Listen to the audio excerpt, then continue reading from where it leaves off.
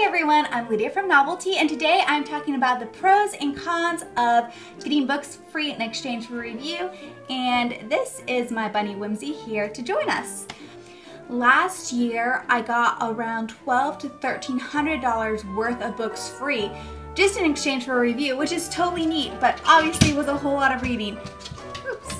This year, I'm going a little bit lighter on the reading, but still, let's see, I keep track over here of how many I've done for review, and I have 1, 2, 3, 4. I've already done 4, and I have 3 more that I'm in the middle of, and 3 more to open right here. So I still have a whole lot of books that I'm doing this year for review.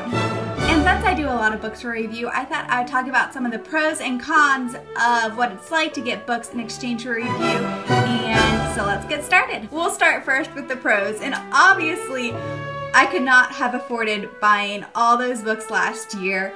So a big pro of reading for review is that you get books for free, and it's so much fun to, you know, just think, oh, I'd like to read this book, and you click a button and you're signed up to read it, and next thing you know, it arrives in the mail. That's another thing, getting books in the mail when I sometimes totally forget which books I've requested, and when it just shows up, it is so much fun. See, like this one, I don't know what's in it, so it'll be fun to open it later on and be like, oh yeah, I requested that book, didn't I?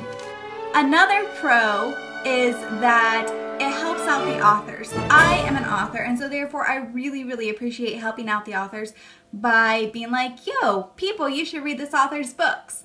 And especially if I really enjoy the book, I like to talk about it on my different social media platforms, and I'll blog about it a lot. Another big pro is that it helps me stay involved with knowing what publishing companies are releasing what, and what authors are big names right now, and mainly in the Christian publishing company world type thing.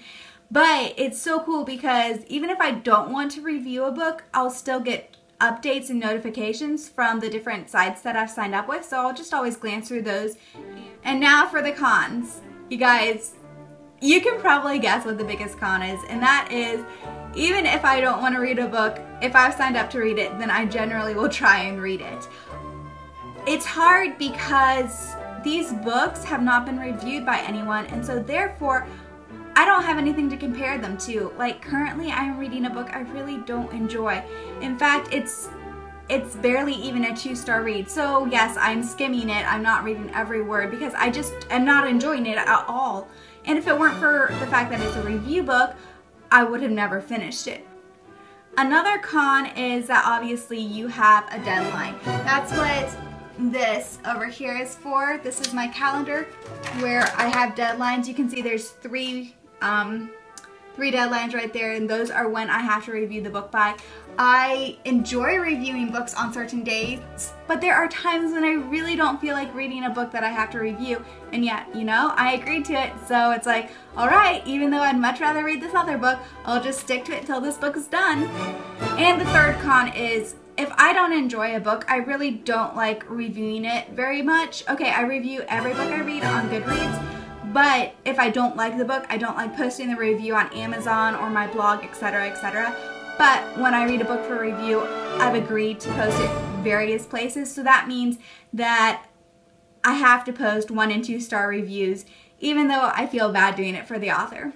So there you have it, some of the biggest pros and cons of getting books for review. And as I mentioned before, being able to open packages is one of the biggest pros. So I will open those now.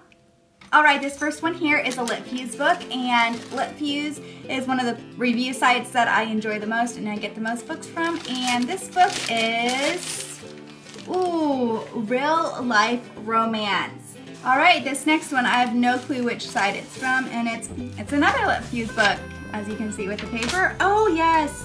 Grace Revealed, Finding God's Strength in Any Crisis. And the last one for today is,